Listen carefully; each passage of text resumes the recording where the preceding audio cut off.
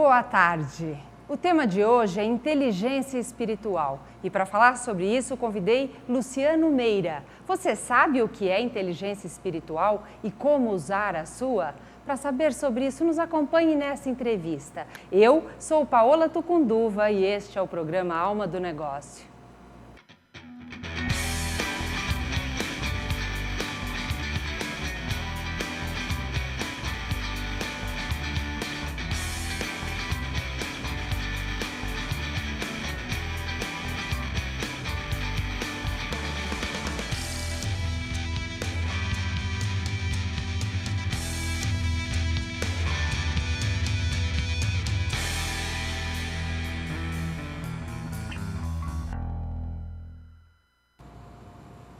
Olá, falando aqui direto do estúdio da Just TV, hoje com o tema Inteligência Espiritual. E para falar sobre isso, eu convidei Luciano Meira, ele que é cofundador do Fórum Espiritual das Nações Unidas e ganhador do prêmio Embaixador da Paz da International Association of Educators for World Peace. Ele também é consultor e diretor da Franklin Covey, uma das maiores empresas do mundo de desenvolvimento e treinamento de pessoas. Uma pessoa de muita experiência e que acaba de lançar o livro Logos, a Odisseia da Inteligência Espiritual. Então é sobre isso que nós vamos falar hoje. Luciano, eu quero agradecer muito a sua participação aqui hoje conosco. Eu que agradeço, Paulo, o seu convite e acompanho o seu trabalho também, gosto muito e acho que o nome do programa é convidativo para o assunto, né? A alma do negócio. Com certeza. Vamos falar um pouco do negócio da alma. Vamos falar um pouco sobre... Você sabe que o Tejon falou muito sobre isso, sobre o negócio da alma. Então me explica, o que é inteligência espiritual, Luciano? Em primeiro lugar, acho que é importante trazer o assunto espiritual para cognição, né? Porque, claro que pode ser abordado por outros prismas, né? A gente pode falar sobre espiritualidade até como escolha religiosa, mas aqui nós queremos dar uma outra conotação, a gente quer falar da inteligência espiritual como desenvolvimento humano, é um assunto quase antropológico, né? O ser humano tem uma inteligência espiritual, ele pode desenvolver essa inteligência. Será que isso faz parte do processo evolutivo do homem? Então essas perguntas são de grande interesse, eu sempre tive interesse sobre esse assunto, lógico que eu pesquiso, leio e vivencio muito nesse assunto, todo mundo de alguma forma está ligado a isso, né? E eu diria que nós estamos vivendo um momento muito propício para falar do assunto, depois que grandes educadores, vou dar um nome aqui que eu acho referencial, é Howard Gardner, ele em Harvard pesquisa já há muito tempo, há muitos anos, quais são as inteligências humanas. Ele fala, aliás foi ele que lançou para o mundo de maneira bastante acadêmica, muito bem pesquisada, a teoria das inteligências múltiplas, né?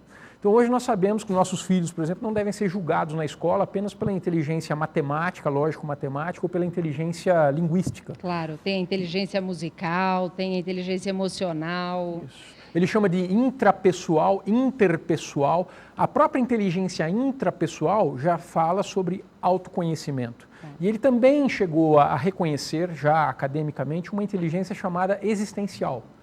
Então, isso está muito próximo do que eu chamo de inteligência espiritual, né? Talvez por uma questão de denominação, eu não tenho o mesmo compromisso acadêmico que ele tem, eu estou mais solto para olhar para o mundo e dizer, eu acredito que existe de fato uma inteligência espiritual e todo ser humano tem esse potencial, é a minha convicção depois de pesquisar muito esse assunto e, enfim, procurar respostas a esse respeito. Então, eu acho que você tocou num ponto. Como saber, vamos dizer, qual é o grau da minha inteligência espiritual, Luciano? O que é? Como eu tenho uma noção para saber que tamanho está a minha, o quanto eu preciso investir para desenvolvê-la? É uma boa pergunta, Paula. Claro que a gente precisa definir, então, o que seria esse desenvolvimento da inteligência espiritual.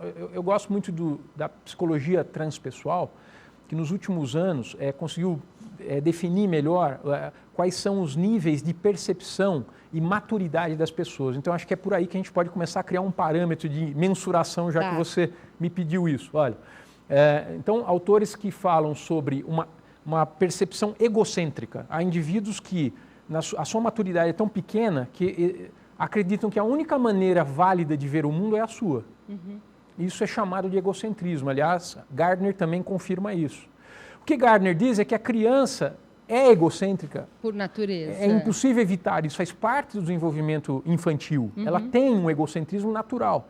Porém, um adulto egocêntrico já é um problema de falta de desenvolvimento, ele não atingiu a sua maturidade. Então, o que vem depois do egocentrismo? Segundo as pesquisas, há um estágio de etnocentrismo, ou seja, aí já não é só a minha visão, é a visão do meu grupo.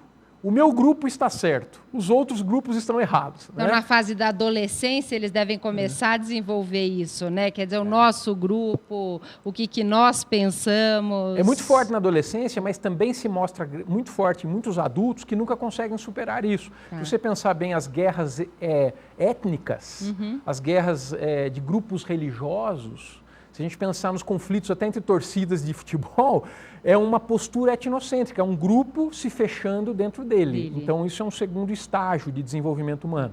E aí existe um terceiro mais avançado, que seria pluralista. Já seria uma abertura para a possibilidade do encontro e do diálogo entre diferentes pontos de vista. Puxa, é possível que haja convivência do diferente. Isso ainda não é inteligência espiritual, olha que coisa. Olha só, estamos chegando. O quarto nível é considerado como inteligência espiritual, que seria o quê? Uma percepção de unidade. Olha, nós na verdade temos um substrato da realidade em que vivemos que nos une. Todos nós somos um no sentido essencial da vida. Somos múltiplos no sentido existencial, mas somos um naquilo que é a nossa essência. E a percepção dessa unidade é que nos faz seres de uma inteligência espiritual. Não por acaso, Paula, só para fechar esse raciocínio, nós vivemos numa realidade que nós chamamos de universo. Universo, uma unidade numa diversidade, ou uma diversidade numa unidade. Então, o indivíduo espiritualmente inteligente é aquele que percebe-se ligado a todas as coisas. Claro que a atitude dele vai ser diferenciada. Então, quer dizer, já posso avaliar em que estágio eu estou. E aí, o que eu preciso fazer para me desenvolver de um estágio para o outro? Você falou em autoconhecimento, em maturidade, mas vamos dizer, quais são os caminhos para eu alcançar isso? Perfeito. Bom, é interessante olhar para as tradições espirituais, porque alguns vão dizer assim, mas as tradições espirituais não são antigas? Se eu falar, por exemplo, aqui em Lao Tse, um filósofo chinês, se eu falar no Buda, se eu falar em Jesus, visto como um mestre espiritual, se eu falar em Platão, que foi muito espiritualista na sua filosofia, né, a gente pode falar nessas tradições. O que elas ensinam já desde então? Né? Será que isso é só antigo? Eu acredito que não. Eu acredito que a inteligência espiritual está no mundo há muito tempo, embora por enquanto seja um fenômeno meio restrito. São poucos indivíduos em cada geração que se mostram muito espirituais nesse sentido. Né? Mas é uma inteligência que já está no mundo há muito tempo. O que eles recomendam? Acho que a gente podia falar um pouco sobre isso. Né? É isso, vamos falar o que eles recomendam, porque eu achei que muito interessante como no seu livro você visita várias religiões e vamos dizer, para estudar esse assunto de uma forma mais antroposófica do que religiosa. Então, uma das perguntas é, a religião pode me ajudar a desenvolver a minha inteligência espiritual? É interessante que a religião tem um duplo poder aí, né? Se eu me fanatizar pelo meu grupo e achar que meu grupo tem a única razão, ela pode atrapalhar o meu desenvolvimento espiritual, uma vez que eu vou ficar fechado no etnocentrismo. Percebe a ideia? Fica no segundo estágio. Exato. Agora, é claro que existem muitos indivíduos e líderes religiosos que são capazes de estimular um desenvolvimento espiritual saudável nas pessoas que estão à sua volta. Mas certamente são aqueles que não são fanáticos, são aqueles que estão preocupados realmente com o desenvolvimento do indivíduo e não em dizer que são donos da verdade. Essa é uma coisa importante. As práticas ligadas ao desenvolvimento da inteligência espiritual, elas têm a ver, em primeiro lugar, tem muita coisa, mas em primeiro lugar com a introspecção. Eu não conheço nenhum indivíduo que eu possa classificar como tendo uma grande inteligência espiritual na história humana, e eu pesquisei bastante isso, que não tenha passado por bastante silêncio, bastante introspecção. Isso faz parte, eu acho que a gente está perdendo muito disso na vida contemporânea barulhenta nas grandes cidades. A capacidade de se interiorizar e de buscar no silêncio uma verdade mais profunda sobre si mesmo. Né? E aí, então, eu poderia, num segundo estágio, também considerar a meditação um bom caminho para desenvolver a minha inteligência espiritual? As técnicas de meditação, elas têm muito a ver com a capacidade de introspecção. Né? Eu queria citar Maslow. Tá. Porque é o seguinte, o Abraham Maslow é muito conhecido pelos nossos colegas que estudam desenvolvimento humano, que estão, por exemplo, no RH das empresas, Ele gestores de um modo geral. sobre a pirâmide das necessidades. Isso, né? isso. E no final da vida do Maslow, ele falou muito sobre a necessidade que o ser humano tem de transcendência. Ora, vejam só, entre todas as necessidades, essa é a mais elevada. Ele vai dizer que isso está ligado diretamente à autorrealização, né? O que é transcender? Vamos pensar. Na verdade, nós vivemos numa experiência humana que é espaço-temporal. Há certo tempo a gente falaria o tempo e o espaço. Depois de Einstein, passou a ser errado isso, né? O Einstein colocou um hífen entre o tempo e o espaço. Ele diz assim, nós vivemos numa dimensão de espaço-tempo, né? Então, tudo que acontece na nossa vida, vamos pensar, eu acordo, eu escovo o dente, eu tomo café, enfim, vivo com a minha família, vou para o trabalho, convivo com todos. Tudo isso que está acontecendo é no espaço-tempo, certo? A transcendência é a minha capacidade de ir além do espaço-tempo, de sair dessa dimensão, de sair dessa caixa. A meditação, digamos assim, e há muitas escolas sobre isso, é um treinamento para que a mente consiga abrir-se para uma transcendência dessa dimensão. Eu atravesso, digamos assim, o portal do espaço-tempo para uma dimensão que não está limitada por essa dimensão espaço-temporal. E isso eu não alcanço por fora de mim. Esse mundo é um mundo espaço-temporal, não tem como sair fisicamente disso. Eu preciso sair interiormente, é psiquicamente que eu saio daí. E as grandes técnicas de meditação ensinam um indivíduo a ficar 100% consciente e 0% pensante. Pense nisso, né? Importante. É fácil isso? Não. 100% consciente, 0% pensante, isso é que permite ao indivíduo sair dessa caixa espaço-temporal. Ainda mais no mundo de hoje, onde o lado racional, lógico e o pensamento tem sido muito valorizado, né, Luciano? Então é realmente uma busca. E aí, nós já vamos para o nosso quadro Agenda, mas antes disso eu queria te fazer uma pergunta. A inteligência espiritual pode ajudar no mundo das empresas para a pessoa como um profissional? Não só pode, como ajuda, né? Eu tenho certeza, estou muito convicto de que indivíduos que conseguem fazer esse movimento de transcendência, ou seja, se conhecem para além do seu próprio ego físico, mental, emocional, quando eles estão num ambiente de trabalho, eles são diferenciados.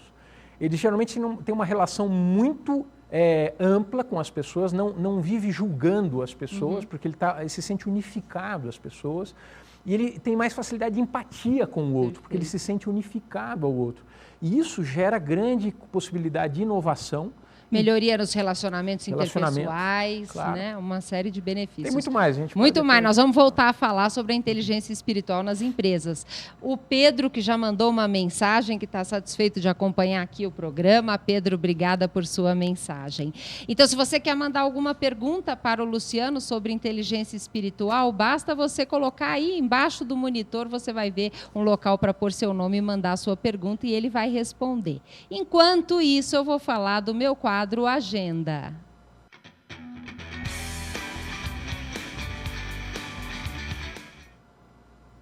Ok, o quadro Agenda é aquele espaço onde você, que está nos assistindo, pode divulgar eventos, cursos e o que você estiver organizando. Então, vamos à agenda de hoje. Eu vou falar aqui sobre o evento da Hub Escola de Verão, a oficina da Geração Y. Lembra da Patrícia Buzolin, que foi aqui minha entrevistada? Ela vai fazer esse curso de 22 a 25 de fevereiro, lá no Hub Escola. No mesmo Hub Escola, tem Artemísia, fazendo negócios sociais, empresas que surgem para erradicar a pobreza, no dia 25 de fevereiro. Tem também bate-papo sobre e-commerce com a Lígia Dutra, que vai acontecer sábado agora, aqui em São Paulo e lá em Sorocaba. O curso de administração gratuita Telos Consulting, se você quer informações, www.proa.org.br. E no dia 3 de março, projeto Instigar, o Executivo e a Resiliência. E tem também o Encontro da Sociedade Brasileira de Gestão do Conhecimento, Encontros de Aprendizagem, um evento gratuito que você não pode perder. E agora eu tenho aqui a honra de receber no nosso estúdio Marcelo Serra, que foi sorteado para receber o livro do Tejon, livro Luxo for All. E eu o convidei, ele aceitou meu convite e veio receber aqui ao vivo. Marcelo, quero agradecer muito a sua presença, fico muito feliz que o livro possa contribuir muito com o seu sucesso. Com certeza, viu, Paula? O livro vai com certeza me ajudar muito, a entrevista com o Tejon foi maravilhosa. E estou adorando a entrevista com você, com o Luciano, viu? Estou doido para ver o resto aí, a continuidade dessa entrevista. Muito obrigado pela oportunidade e pelo livro, viu? Imagina, eu que te agradeço. Se você tem vontade de acompanhar o programa aqui ao vivo no estúdio, mande um e-mail para contato@almadonegócio.tv e podemos agendar para você, como o Marcelo, vir aqui fazer uma visita e acompanhar a entrevista ao vivo. Agradeço então e muito sucesso. Voltando agora, então vamos falar, Luciano, sobre essa questão da inteligência espiritual nas empresas. Tá. Como a empresa que vê valor no desenvolvimento espiritual das pessoas da sua equipe pode abordar esse tema? Interessante, eu trabalho numa consultoria, uma empresa de treinamento e desenvolvimento que acredita na necessidade de falar desse assunto nas organizações. A Franklin Covey, o próprio Dr. Stephen Covey, quando escreveu os 7 hábitos das pessoas altamente eficazes, no hábito 7 ele já introduziu o aspecto do que ele chama de paradigma da pessoa integral. Então o ser humano tem a dimensão física, a mental, a emocional e a espiritual.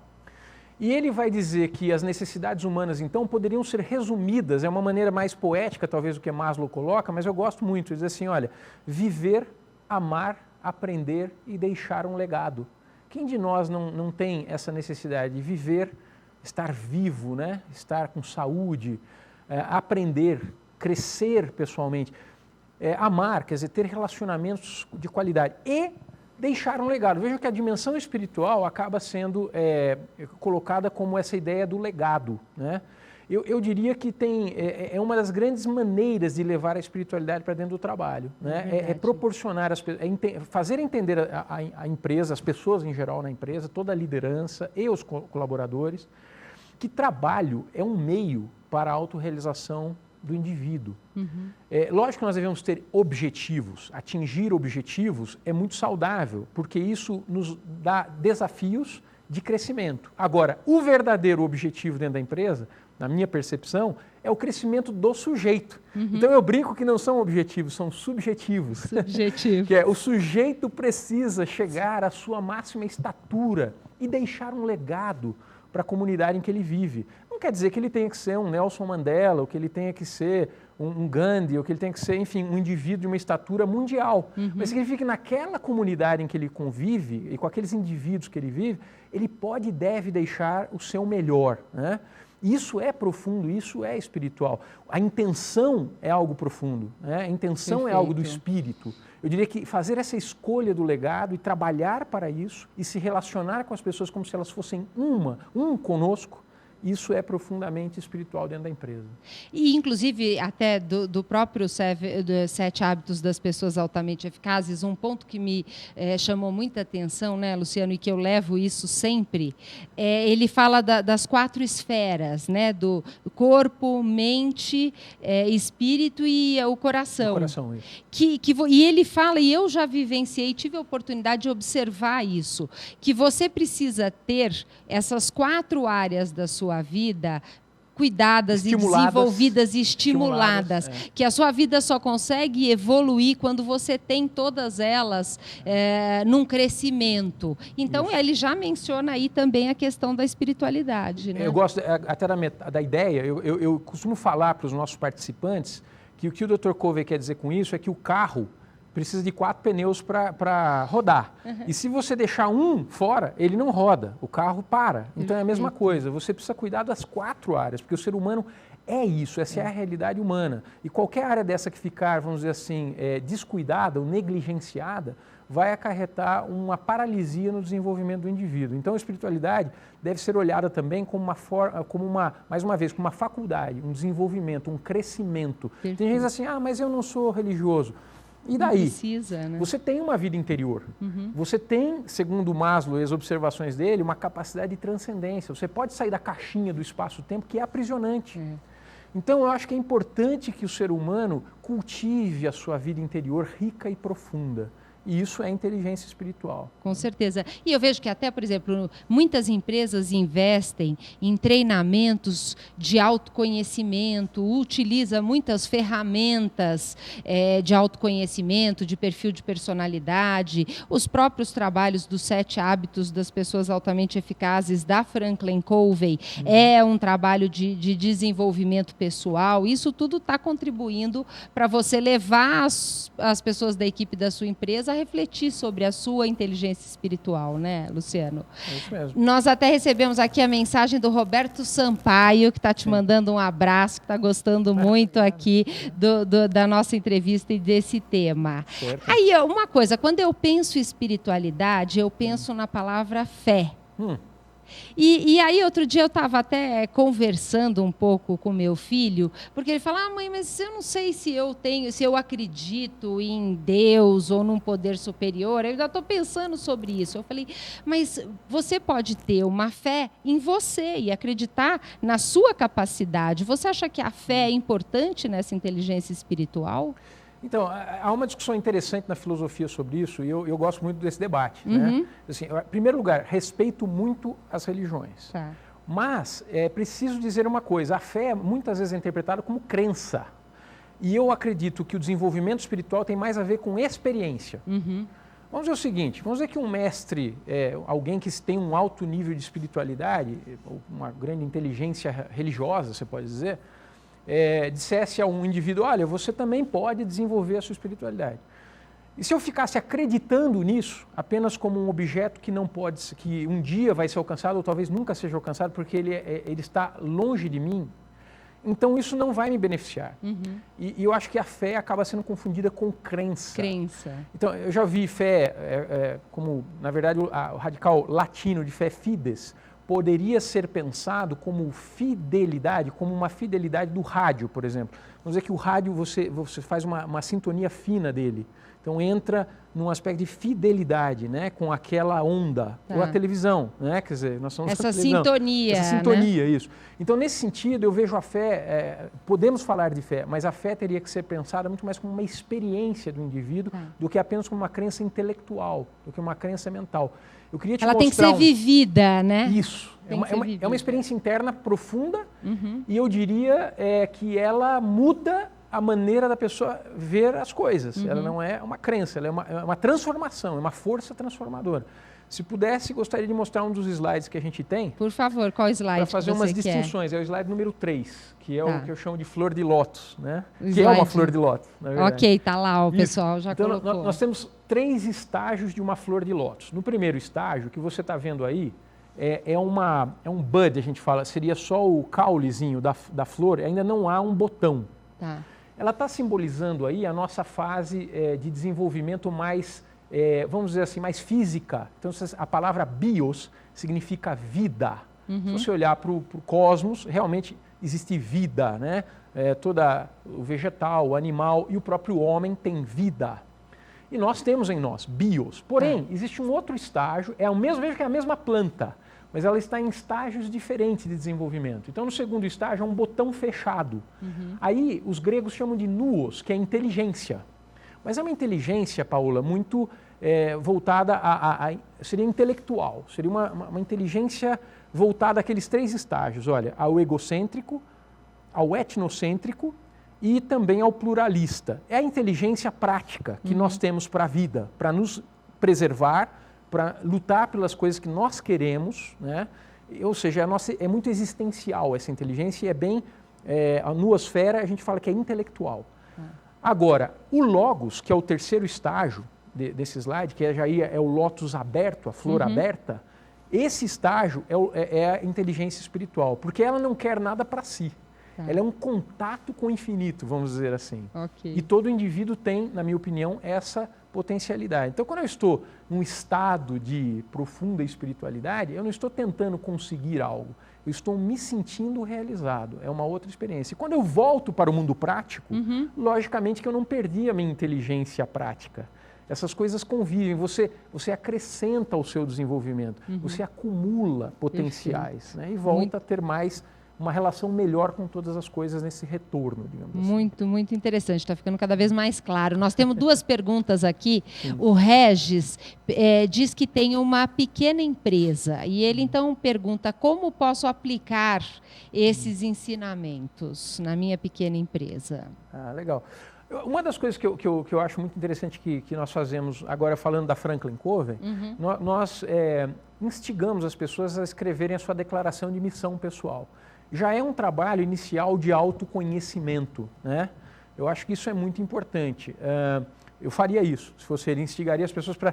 e nós temos método para fazer isso, eu não posso agora explicar. Mas existem maneiras de fazer isso, né? Buscar, pensar na sua missão pessoal, escrever quem sou eu, o que eu quero nessa experiência da vida, que legados eu gostaria de deixar na minha existência. Isso. Não só do ponto de vista profissional, mas também do ponto de vista pessoal, porque as duas coisas acabam se alimentando e energizando o indivíduo para trabalhar melhor. E você sabe, Luciano, que eu ia inclusive falar isso, né?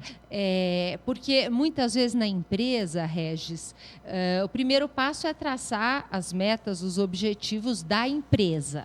Ok, esse é um passo. Só que o que eu vejo na prática é que quando você consegue trabalhar com a sua equipe para que cada um identifique a sua missão, o que ele gostaria de deixar como legado, ele começa a encontrar dentro dele um significado e o como ele pode contribuir com a empresa para atingir aqueles objetivos da empresa. Então, você não precisa mais ficar empurrando aquela pessoa para atingir o objetivo da empresa. Ele faz com uma força interna. Então, de dentro para fora. De dentro para fora. Fica uma dica valiosa para você. E uma segunda dica para ele, que é assim, o Gilberto Dimenstein está em Harvard fazendo um trabalho, ele anunciou isso inclusive no rádio e tal, e ele mandou um e-mail de lá, já de Harvard, nos Estados Unidos, dizendo que estão sendo feitas pesquisas maravilhosas sobre meditação nesse momento. E as pesquisas estão sendo cada vez mais afirmativas de que a meditação realmente tem grandes ganhos para o indivíduo. Então, eu não posso deixar de sugerir, né, a pequena, média, grande empresa, que para aqueles que desejarem, né, que eles tenham a possibilidade de desenvolver técnicas de meditação. Existem bons professores, bons orientadores nessa área, e existem maus orientadores. É preciso escolher bem, né, e criar espaços para que o indivíduo tenha silêncio. Poxa, nós já estamos na era das empresas que tem rede para dormir depois do almoço, que tem o espaço para o ócio criativo, por que também não um espaço para o desenvolvimento da interioridade, né? Sem tocar em discussões religiosas. Não é preciso isso. E até falando sobre isso, a Carla manda uma pergunta: como você consegue um bom relacionamento com todas as religiões? Interessante. Eu trabalhei, né, com um fórum interreligioso lá em Nova York e convivi com indivíduos, convivo, tá, com indivíduos das mais diferentes crenças, né? Quanto mais eu me aprofundo nessa filosofia do espiritual, mais eu me convenço que há um pano de fundo que é a essência de todas as crenças, né? Quer dizer, que é essa ideia de uma unidade, de que nós somos um espiritualmente, de que há uma grande espiritualidade ou um grande ser cósmico, que é o que... E nós somos, vamos dizer assim, imagens ou reflexos ou derivados desse próprio ser. Então nós somos unidos nessa... Agora, as práticas e as doutrinas são diferentes. Eu acho que se o indivíduo se ele está no etnocentrismo, ele geralmente quer afirmar dele, ele quer dizer que a prática dele, a religião dele é a melhor.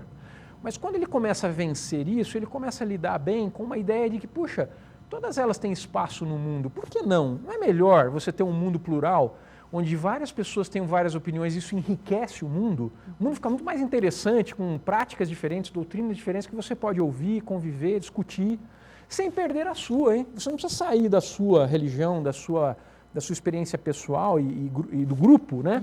Para respeitar as outras, né? Eu hoje vou ter que dizer bem claramente e transparentemente a minha verdade pessoal, eu sou um livre pensador hoje, eu não participo especificamente de nenhuma organização religiosa, mas eu aprendi a respeitar todas elas e tenho amigos em vários segmentos, cristãos de várias denominações, eu tenho amigos budistas, tenho amigos hinduístas, tenho amigos, que são filósofos e não se dizem religiosos, e, enfim, islâmicos, e acho que isso é totalmente possível, totalmente viável. E é preciso conviver, é um treino. Tudo na vida é treino. Quando você começa a conviver com pessoas diferentes, você começa a ver que isso é bom, é saudável. Né? E eu acho que até, né, Luciano, para Carla, aquelas pessoas que têm algum fanatismo por uma determinada religião, talvez sejam as pessoas mais difíceis da gente entender, mas eu acho que a aceitação é um ponto importante. Por alguma razão, aquela pessoa, naquele momento, está passando por aquilo. E aí a gente passa a respeitar, mesmo que a gente não concorde, né? Então, acho que acho que o mundo pós-moderno, ele vive duas crises sérias. Uma delas é uma falta do espiritual. Nós estamos vivendo uma fase em que a filosofia é bastante agnóstica, ou até descrente radicalmente, né? Então nós vemos um mundo que tem um perigo de viver uma frieza, né? Aldo Huxley já tinha escrito O Admirável Mundo Novo, que era um alerta sobre essa frieza mundial. Por outro lado, nós temos o quê? Um enrijecimento do fanatismo que chega ao fundamentalismo, muitas vezes usando armas para tentar afirmar uma posição religiosa, que é absolutamente contraditório. Como é que eu posso falar em uma coisa que é religiosa? Geralmente o religioso é sempre o amor.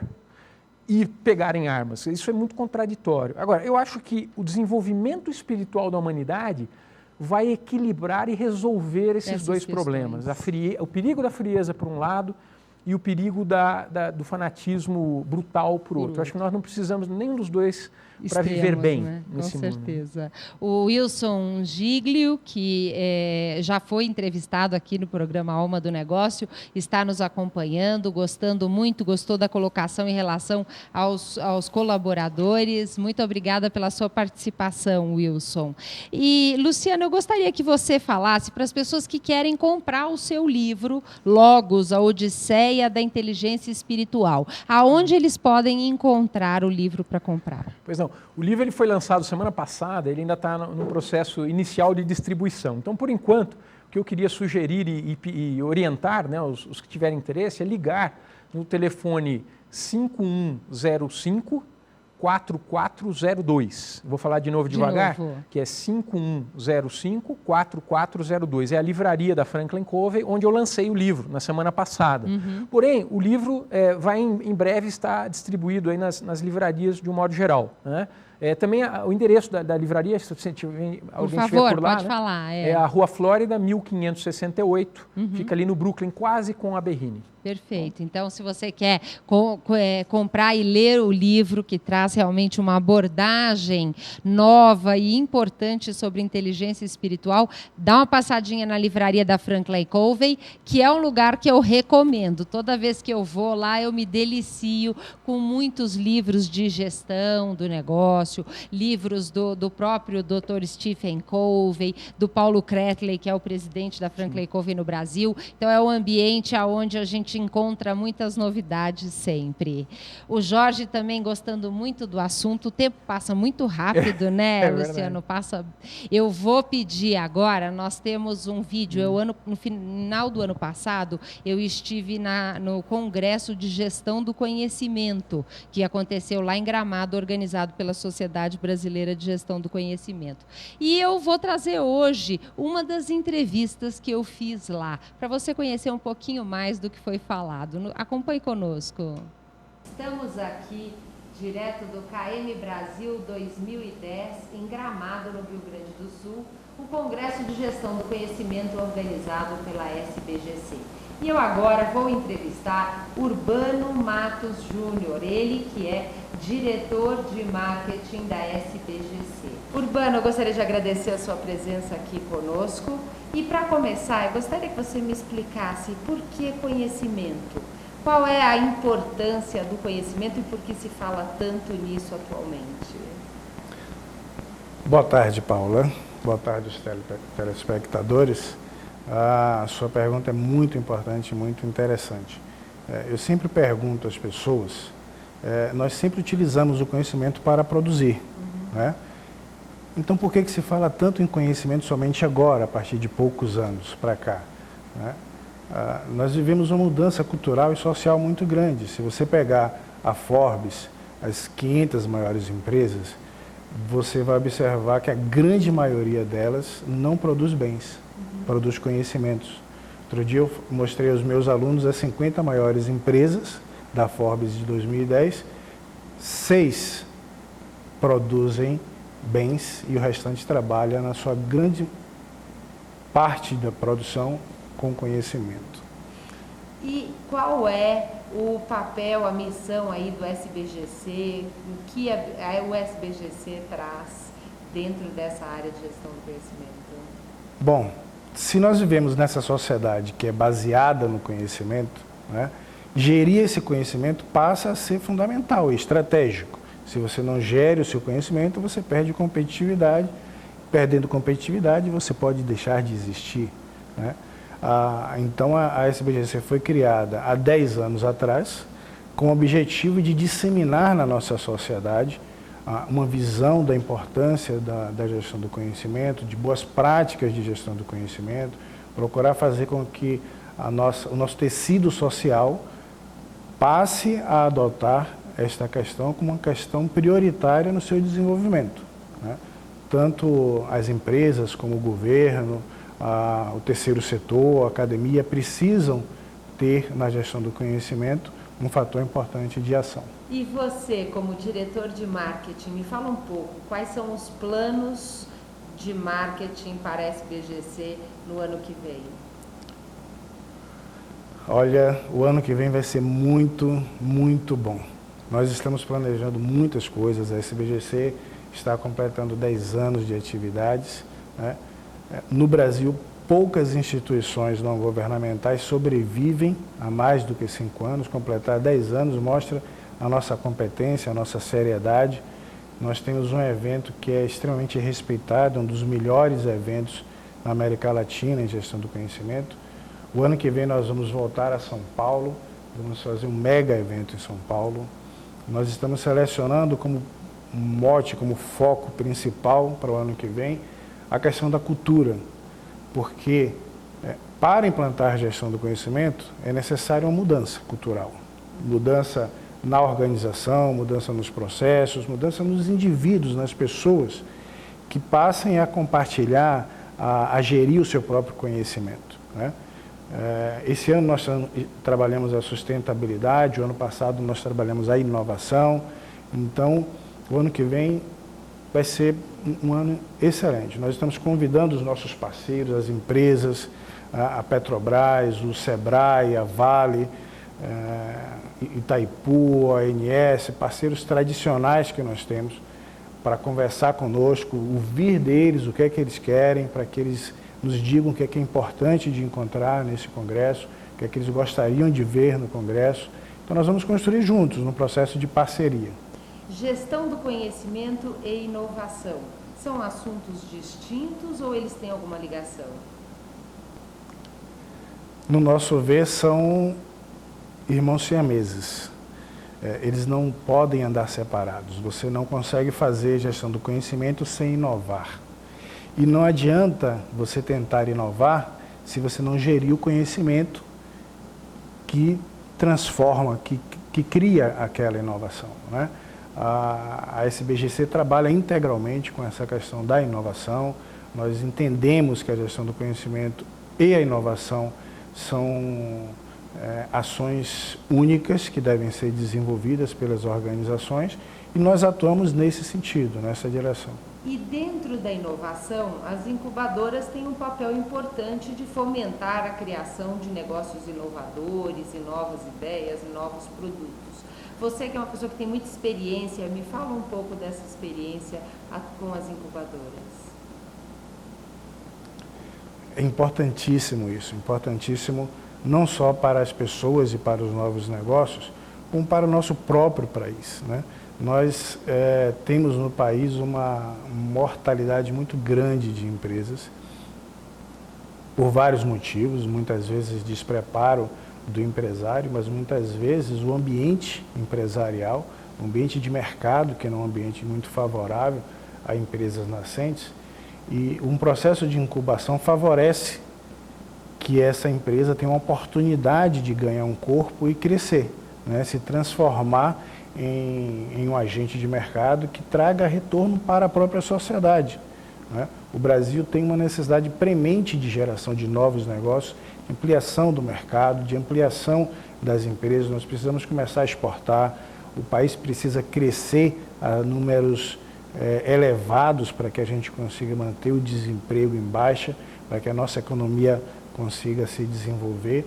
E sem uma ação das incubadoras, isso é extremamente difícil. A Amprotec faz um trabalho fundamental no incentivo de incubação de empresas, de geração de incubadoras, de que os negócios inovadores sejam apoiados, sejam sustentados para que eles cresçam. Isso é uma ação constante no mercado lá fora, nos grandes mercados, no mercado americano, no mercado europeu. Nós precisamos desenvolver bastante isso aqui no Brasil.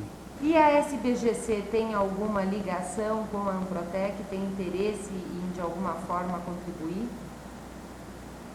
A Amprotec sempre foi parceira da SBGC, nós sempre atuamos juntos, porque nós entendemos que as áreas de atuação das duas organizações são importantes para a sociedade, são complementares, elas podem trabalhar conjuntamente.